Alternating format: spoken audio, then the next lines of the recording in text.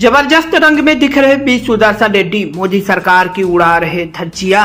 उपराष्ट्रपति पद के चुनाव में विपक्षी इंडिया गठबंधन के उम्मीदवार और सुप्रीम कोर्ट के पूर्व न्यायाधीश बी सुदर्शन रेड्डी वोटिंग से पहले ही जबरदस्त एक्शन में दिख रहे हैं और मोदी सरकार पर हमला बोलने का कोई कोर कसर नहीं छोड़ रहे हैं। इसी कड़ी में एक बार फिर उन्होंने मोदी सरकार पर हमला बोलते हुए कहा कि आज देश में लोकतंत्र का अभाव है और संविधान चुनौतियों से घिरा हुआ है। उन्होंने यह भी कहा कि इस महत्वपूर्ण संवैधानिक पद पर चुने जाने की स्थिति में वह संविधान की रक्षा और संरक्षण के लिए संकल्पित रहेंगे।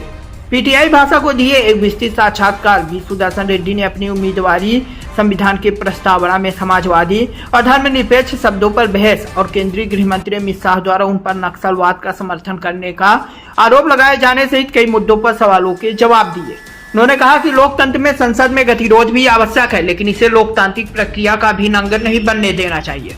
उच्चतम न्यायालय के पूर्व न्यायाधीशों ने कहा कि पहले घाटे वाली अर्थव्यवस्था की बात होती थी, लेकिन अब लोकतंत्र का अभाव है। रेड्डी ने कहा कि भारत एक संवैधानिक लोकतंत्र बना हुआ है, फिर भी यह मुश्किल में है। उन्होंने इस विषय पर चर्चा का स्वागत किया कि क्या वर्तमान समय में संविधान पर हमला हो रहा है। रेड्डी ने कहा कि लोकतंत्र व्यक्तियों के बीच टकराव से कम और विचारों के बीच टकराव से ज्यादा जुड़ा है और सरकार तथा विपक्ष के बीच संबंध बेहतर होने चाहिए। गुवाहाटी उच्च न्यायालय के पूर्व मुख्य न्यायाधीश रेड्डी ने कहा कि संविधान को अक्षुण्ण रखने की उनकी यात्रा जारी है और अंततः अवसर मिलने पर यह संविधान की रक्षा और बचाव में परिणत होगी।